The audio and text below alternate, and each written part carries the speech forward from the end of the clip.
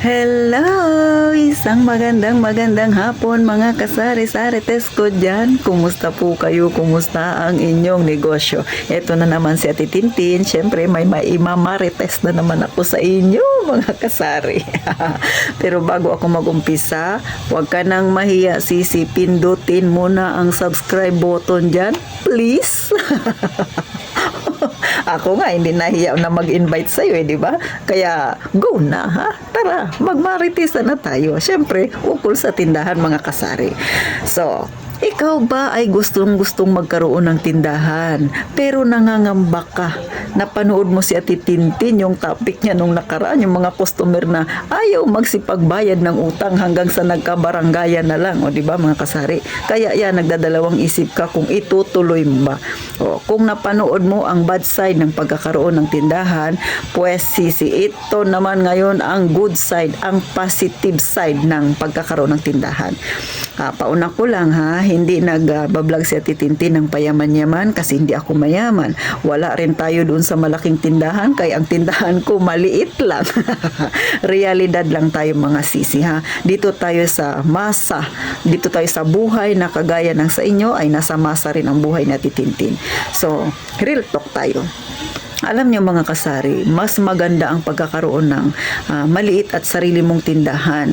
Kung ikukumpara ko yung buhay ko noon nung ako ay isang gwardiya at ngayon ay isang tindera ng sariling tindahan ko kahit maliit, ay mas pipiliin ko yung tindahan. Kasi nga mga kasari, sa pagtitindahan, natuto akong mag-ipon kahit paunti-unti. Sa pagtatrabaho, nakapag-ipon din ako, pero hindi kasing laki ng naipon ko ngayon na mayroon na akong tindahan. O mas malaki talaga mga kasari. Triple ang laki kumpara ko nung ako'y nagtatrabaho pa sa kung savings ang pag-uusapan. Pangalawa, yung mga dumarating sa akin na mga due date, mga bills ko na yan, mas madali ko siyang nababayaran. Hindi ko na kailangang mag-alala. Hindi katulad nung ako'y nagtatrabaho pa, darating yung bayarin ko, alanganin minsan sa sahod. Minsan hindi pa sa sahod, magjuju na yung aking tubig, yung aking ilaw, o di ba? So, ang tendency nun is mangungutang ka.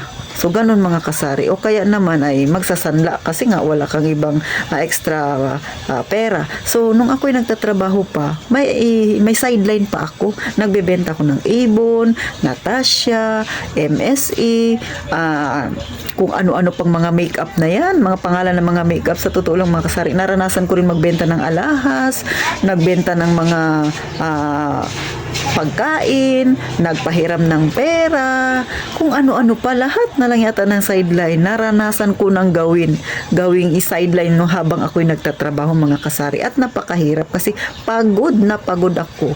Medyo malaki rin ang kinikita ko pero kung ikukumpara ko ngayon na may tindahan na ako, mas di hamak na mas malaki yung na iipon ko na ngayon ay may sarili ko yung tindahan mga kasari.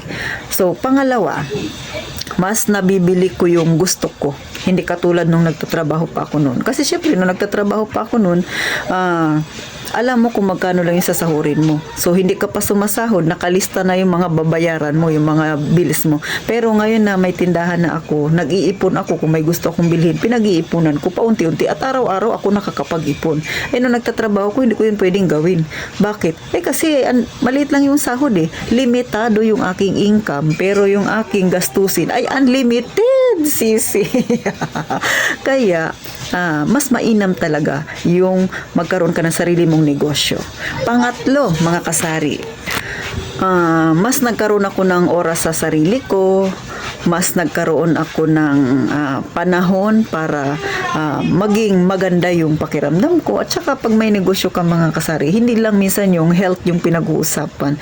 Minsan kasi sa trabaho, sa totoo lang sisi, kahit masama na yung pakiramdam mo, kailangan papasok ka pa. Kung masama pakiramdam mo, kung nilalagnat ka, nagtatai ka, hindi pwedeng sabihin mo na kagad na, ay hindi ako papasok sir kasi nagtatai ako. Hindi pwede yung ganun. Kailangan magpa-medical ka pa. O wala ka nang pera, magpa-medical ka pa. Kaya minsan kahit masamang pakiramdam mo, kahit nagtatai ka pa dyan, kailangan mo pa rin pumasok kasi kung iisipin mo, mas malaki yung gagastusin mo kesa sa kasi bago ka papasok, kailangan may dala-dala kang medical certificate Eh kung papasok ka na lang kahit masama ang pakiramdam mo para hindi ka gagastos, di ba? So napakahirap mga kasari. Hindi katulad ngayon na may negosyo na ako, kung masama ang pakiramdam ko, ibukas ko lang yung tindahan ko kahit na gulo-gulo siya dyan, kahit hindi ko ayusin, pahinga-hinga ako pag medyo magandang pakiramdam ko, dahan-dahan akong mag-ayos ng tindahan ko. So ganun lang siya kadali mga kasari.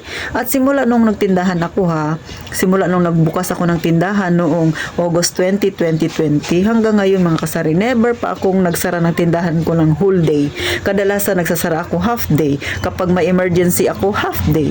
Pagka may pupuntahan ako, half day. Pero kung masama ang pakiramdam ko, never akong nagsara ng tindahan. Kahit masamang pakiramdam ko, nagbubukas ako ng tindahan. Kahit hindi ko siya ayusin kaagad. Diyan lang siya, basta open lang siya. O, ganun. Pero sa trabaho, hindi pwede mga kasari. Hindi pwedeng magsabi ka ng masama ang pakiramdam mo, hindi ka papasok. Walang ganun. Pero ito ay based on my experience kasi bilang isang gwardiya. Kasi nga, sa panahon ko, nung nag-gwardiya ako, wala kaming reliever. So, pag ang isang gwardiya nag-absent, walang papalit sa post niya. So, ganun mga kasari. Napakahirap nung empleyado pa ako. At eto pa no, maichismis ko ito sa inyo mga kasari. Ito ay nangyari sa akin. Nakakatawa man, pero isi-share ko na rin sa inyo. So, gwardiya ako sa isang mall. So, yung duty ko nasa third floor. Ngayon, masama ang tiyan ko. Talaga namang nagtatai ako. Ngayon, mga bandang alas 3 yata yun ng hapon, mga kasari, nagtatayuan na yung balahibo ko kasi tinatawag na ako ng kalikasan. Ikot ng ikot na yung tiyan ko, hindi ko na maintindihan. Tapos naka-duty ako doon sa third floor, mga kasari, ang dami-daming tao. So sabi ko sa officer ko, sir, baka pwedeng mag-uwi na lang ako kasi hindi ko na kayang magtayo pa kasi iba na talagang pakiramdam ko. Talagang lalabas na. Ang kaso, ang sabi ng SIC ko, ay hindi pwedeng umuwi. Magdaan mo na daw ako doon sa clinic ko. Kalain mo yun? Yung dinudutihan ko nasa third floor, yung clinic nasa nasa baba, nasa lower ground. Ay, sus Mariusip, magbaba pa ako doon. Ang hirap na nga ako maglakad kasi nga pinipilit kong huwag lumabas yung sama ng tiyan ko. Ay nako mga kasari, yun talaga yung pinaka-bad experience ko nung nagagwardya ako. Yung lalabas na, ay nakakaya, sasakay ako ng escalator o kaya elevator, tapos ang dami-daming tao, sapo-sapo ko yung puwitan ko kasi hindi ko na talaga kaya pa na pumunta ng clinic. So ganun, bago gusto mo nang umuwi, hindi pa pwede dahil kailangan dumaan ka pa ng clinic. Sus Mariusip talaga. Kaya ako, mas pipiliin ko na magkaroon ako ng tindahan kaysa sa mag-empleyado ako kasi hindi talaga maganda yung nangyari sa akin na yun. Buti na lang nakarating pa ako ng CR. Mga kasari, medyo nakakahiyang experience yun. Pero alam ko, may mga ganyan talagang senaryo na hindi maiiwasan. Hindi mo naman ginusto yun. Ano bang magagawa mo? Iba na nga yung pakiramdam ng tiyan mo. So, ito naman ay based sa story ko. Realidad dito mga kasari. Kaya nakakahiya man yung aking nag-experience pero sinishare ko sa inyo na mas mainam talaga yung sarili mo yung negosyo. Kasi sarili mo yung oras. Kung pagod ka, pwede kang magpahinga o isara mo ng kalahating araw. O kaya kahit hindi mo siya isara, bukas lang yung tindahan mo, higa-higa ka lang dyan. Pag walang customer, katulad ng ganito, medyo matumal.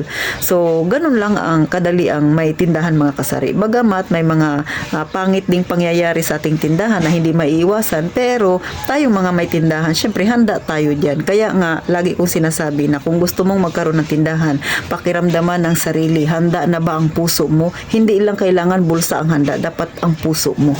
Ready ka na sa pwedeng mga mangyari sa iyong tindahan at saka maging matatag ka lang at matibay. At higit sa lahat, syempre, kung hindi ka pa ganun kasanay sa mga pagtitinda, manood ng mga vlog na gaya nito kasi marami kang matututunan sa mga kagaya naming may maliit na tindahan kung ikaw ay baguhan pa lang sa ganitong larangan ng pagninegosyo.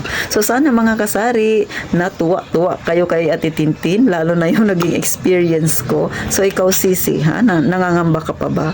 Go na, tara na, magchismisan tayo ng ganitong kapaki-pakinabang. Sana po mga kasari ay nakapulutan ninyo ng kaunting idea at saka sa mga datihang nagtitindahan na tapos nagdadalawang isip kung isasara ba ang tindahan at mag-a-apply na lang ng trabaho, pag-isipan mong maigi ha, kasi nanggaling ka na dyan tapos babalik ka na naman, alam mo na ang mga posibilidad na pwedeng mangyari. So paano, hanggang dito na lang mga kasari. Huwag kakalimutang mag-subscribe kay Titintin at syempre pa, mag-iingat tayong lahat palagi mga kasari.